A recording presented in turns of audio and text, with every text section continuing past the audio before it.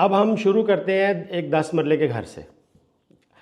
जब एक घर आपने बनाना होता है तो उसमें आपको बुनियादी तौर पे सबसे पहले जो चीज़ चाहिए होती है वो ड्राइंग चाहिए होती है, ड्राइंग्स बल्कि सारी ड्राइंग्स चाहिए होती हैं, और उसका BOQ चाहिए, आपको बिल ऑफ क्वांटिटीज़ चाहिए, और उसकी प्राइसेस आपने कोट करनी है। मिसाल के तौर पे एक घर है, उसमें आपके पास सारी ड्राइंग्स हैं, आपने टोटल उसकी क्वांटिटीज़ निकाल ली, उसका BOQ बना लिया, उसके बाद उसके आगे हर आइटम का रेट निकाल लिया, अपना प्रॉफिट डाला, सारा कुछ डाला, और उसके अंदर आपने रेट कैलकुलेट करके हर आइटम का रेट लिख लिया और टोटल कर लिया।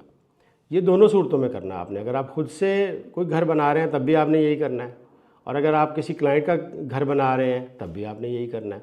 तो आपने हर चीज़ पहले हर आइटम कैलकुलेट करनी है। और एक चीज़ आपने बहुत गौर से ज़हन में रखनी है कि मटेरियल स्पेसिफिकेशंस बहुत मैटर करती हैं।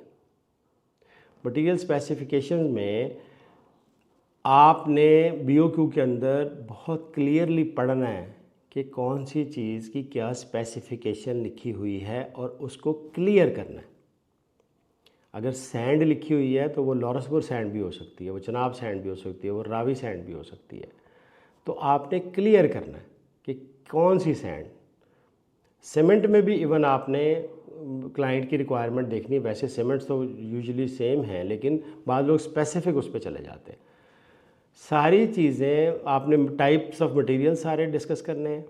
आपने जो अगर आप फिनिशिंग के साथ काम करने लगे हैं तो आपने एक एक चीज़ का मॉडल, उसका नाम, उसका नंबर, उसकी कंपनी, एक एक चीज़ क्लियर करनी है। पहले क्लियर करना है सारा कुछ, बाद में नहीं होगा। अगर आप मार्बल लगा रहे हैं तो आपने एग्जैक्ट उसकी जो बेस प्राइस है ना, या टाइल्स लगा रहे हैं तो वो लॉक करनी है। जो मटेरियल्स आपको लगता है कि कल को चेंज हो सकते हैं या उनकी प्राइस बढ़ सकती है बहुत ज़्यादा, या आपको लगता है कि ये चेंज कर सकते हैं बाद में, आपने उसकी बेस प्राइस लॉक कर लेनी है। फॉर एग्ज़ाम्पल अगर आप टाइल लगा रहे हैं और आप कहते हैं कि ठीक है मैं जो है वो 2000 रुपये स्क्वायर मीटर वाली टाइल लगाऊंगा, और मार्बल लगाऊंगा तो मैं 800 रुपये स्क्वायर फीट या 600 रुपये स्क्वायर फीट से ज़्यादा नहीं जाऊंगा। जिस बेस प्राइस के ऊपर आप रेट दे रहे हैं वो आपने फ़िक्स कर लेना है। इसी तरह जो अगर आप बाकी चीज़ें, जितनी आप चीज़ों को वेरिएबल समझते हैं, बाद में चेंज हो सकती हैं, ख़ास तौर पे फिनिशिंग में जाकर चीज़ें चेंज होनी शुरू हो जाती हैं, उनकी बेस प्राइस आपने लॉक करें, ताकि कल को अगर चेंज आए तो आपको पता चले कि क्लाइंट को भी पता हो कि मैंने इसको 2000 रुपये वाली चीज़ लिख कर दी थी, लेकिन मैं इससे 4000 वाली चीज़ मंगवा रहा हूँ, तो अब मैंने इतना डिफरेंस इसको पे करना है। तो इस चीज़ का आपने ख़ास ख्याल रखना है। अच्छा, जब आप वेरिएशन करते हैं ना तो इसमें भी फिर आगे किस तरह से चलना है वो मैं आपको डिटेल बताऊंगा। अब आपने ड्राइंग्स, BOQ और रेट को लॉक कर लिया। अब आपने उसको प्लान भी करना है कि ये कितने टाइम में बनेगा। वक्त बहुत इंपॉर्टेंट है कंस्ट्रक्शन के अंदर। जितना डिले होगा ना उतनी कॉस्ट बढ़ेगी, जितना स्लो होगा उतनी कॉस्ट बढ़ेगी। तो आपने एक टाइमलाइन अपने जहन में बनानी है, क्लाइंट से बात करनी है और उसके मुताबिक उसको प्लान करना है। आपने प्लानिंग में ये मार्जिन रखना है कि बारिश हो सकती है, कोई स्ट्राइक हो सकती है, कोई मसला आ सकता है, आप बीमार हो सकते हैं, कुछ भी हो सकता है। तो मौसम का बहुत बड़ा फैक्टर है। फिर हमारे यहाँ ईद पे छुट्टियाँ बहुत लंबी होती हैं कंस्ट्रक्शन में, बहुत 15 दिन आप समझें कुछ नहीं हो रहा होता, कुछ दिन पहले और कुछ बाकी बाद में। तो 2 दफ़ा ये मसला आता है, रमज़ान में काम स्लो हो जाता है। ये सारे फैक्टर्स आपने ज़हन में रखने हैं।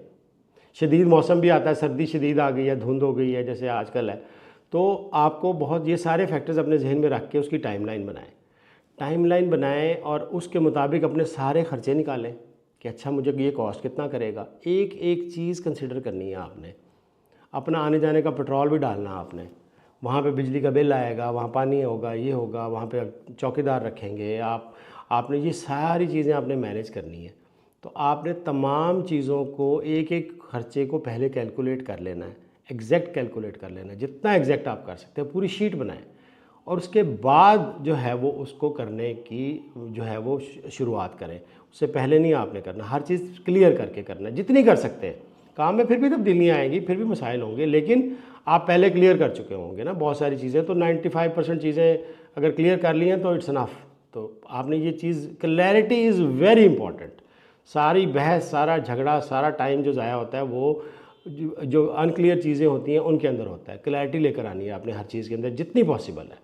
ये मेरा आपको पहला जो आप कह लें कि मैं आपको ये नसीहत करना चाहता हूँ या मैं आपको गाइड करना चाहता हूँ, ये पहली चीज़ है कि जो भी कम्युनिकेशन है, जो भी काम है, उसमें क्लैरिटी होनी चाहिए, स्कोप ऑफ वर्क, हर चीज़ बहुत एग्जैक्ट क्लियर होनी चाहिए ताकि कोई मसला ना आए।